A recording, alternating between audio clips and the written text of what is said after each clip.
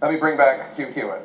Governor Jindal, Senator Graham just said it's all about winning. And in fact, if former Secretary of State Clinton is the successor of President Obama, none of this matters and all this conversation is beside the point.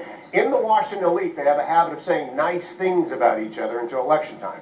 Senator Graham has praised Secretary of State Clinton as a great choice to be the Secretary of State, as a national treasure. Can anyone from inside of Washington win this election cycle having praised Secretary of State Clinton that way? No, and it's not only whether they can win, they shouldn't win this election cycle. One of the things I do agree, and I want to thank Donald Trump after I've criticized him for everything from being a narcissist to an egomaniac, one of the things he was right about was to say nonsense to the D.C. establishment. It is time to fire all of them. You've got a choice between honest socialists on the left, like Bernie Sanders, and lying conservatives on the right. We've got the majority. What good has it done us? See, they said they were going to stop amnesty. They said they were going to repeal Obamacare. They didn't do either. Now they're not even willing to fight to defund Planned Parenthood. McConnell has already waved the white flag of defeat. They're not willing to stand up to fight for the issues that count.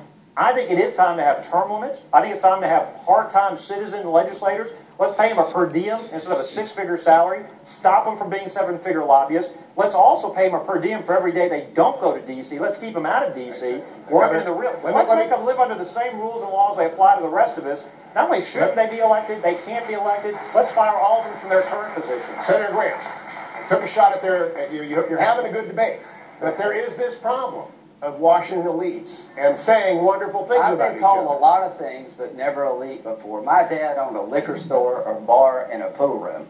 So only in America can you go from the back of a liquor store to being an elite. Is that responsive to calling Hillary Clinton a national treasure, Senator? I introduced her at a conference about Africa. I thought Secretary Clinton did a good job when it came to dealing with our problems in Africa, particularly among women. George W. Bush set $40 billion aside, and Rick Santorum helped him. And President Bush wiped out AIDS